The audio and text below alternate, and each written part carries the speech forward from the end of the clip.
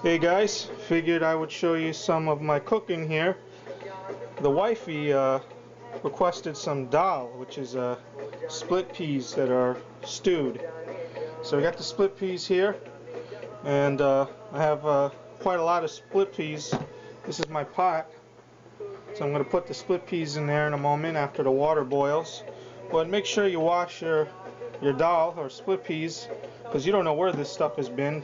Probably somebody was like stepping on it somewhere. I got a lot of split peas there. I like my split peas thick, just like my women. And we have some onions and some garlic. I got a variety of pepper here. This green pepper is jalapeno that came from my indoor plant. And then we got the wiri pepper, which is very hot and spicy. While I'm waiting for the water to boil, I'll show you my Krishna tulsi here. I gotta prop it up. It's kind of like curved over. This was a cutting from the main plant I showed you from a prior video, but as you can see, it's flowering and the flowers are just beautiful. I never grew this before, and this is all new to me.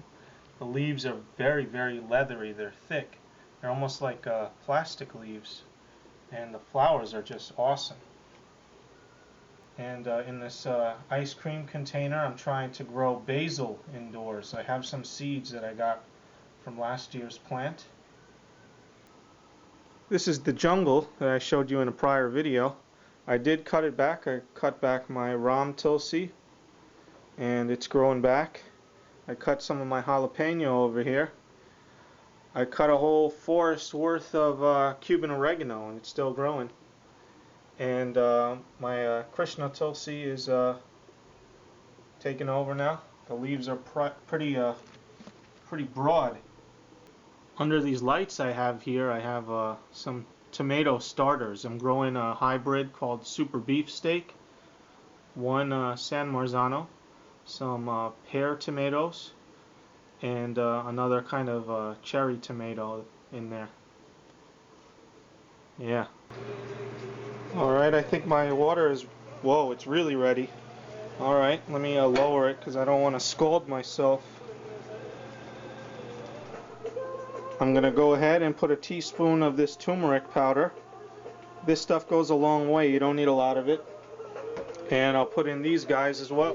Going to go ahead and throw in some onion powder and some garlic powder. This stuff is optional, you don't necessarily need it, but you know, I put it in anyway. Okay, we're boiling. Make sure you turn it every so often because it can boil over.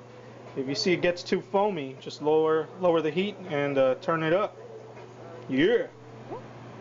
Okay, we've been boiling for, I'd say, over 40 minutes. I actually lost track of time. But at this time, we have to go ahead and swizzle the dal. There's a tool that Guyanese people use. It's called a Dahl gutney. And I do have one of those, but it's broken, so I'm just going to use an egg beater.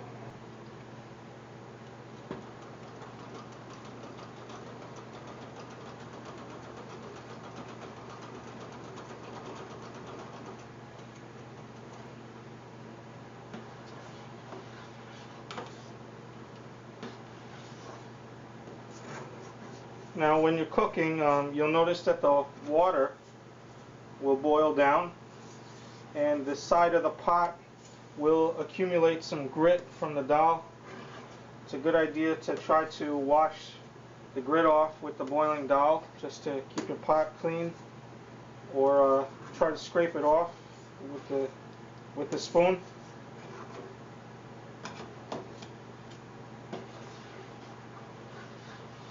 Looks like it's boiling quite nicely.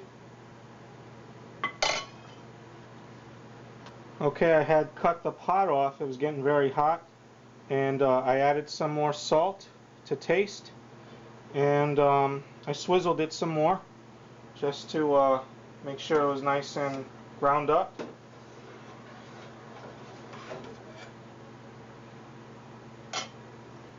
Okay, we're ready for the next step, which is essential when making dal.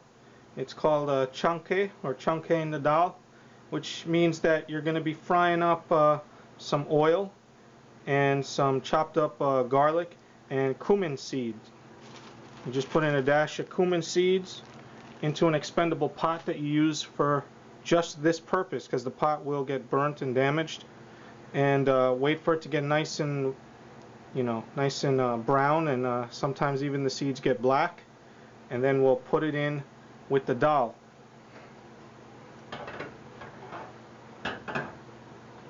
Now, I will recommend, if you're using a gas stove, cut the stove off when you're going to put this oil into hot water, because it's going to go whoosh, and it's like an aerosol, and the oil can catch on to the gas flame and cause an explosion.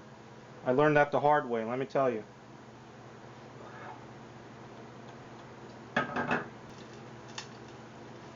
Okay, we're starting to sizzle over here. We're going to pitch it so that it can fry up a little. Wait for the garlic to get a little brown. Not sure if you can see that. Hopefully you can. This is kind of a two-hand job, so wait for these little guys to get nice and brown. You don't want to overdo it, because then the garlic turns black and it's all chewy and kind of weird. So right now the garlic is turning brown and the oil is turning brown, or almost like a tea color. This will add additional flavor, critical flavor to the Dahl.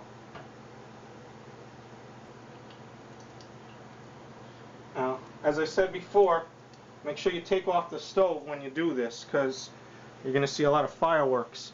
And that's what it looks like. You can actually go a little bit more, but my wife likes the seeds a little bit brown and not black. So this is what separates the men from the boys. Let's do this.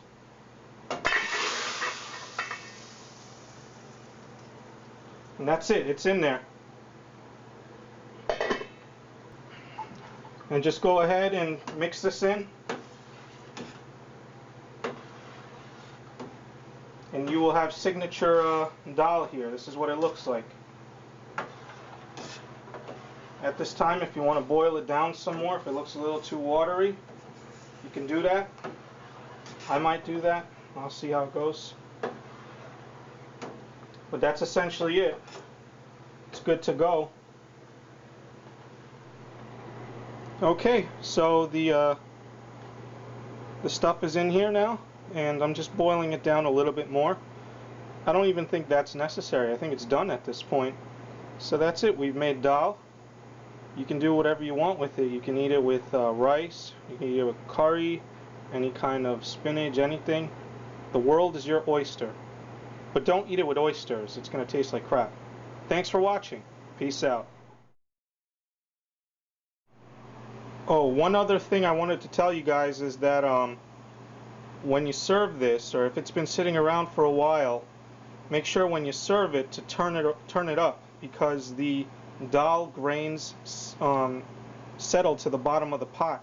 So make sure you turn it up and then put it on your rice or in your plate, eat it with your roti or whatever. Okay.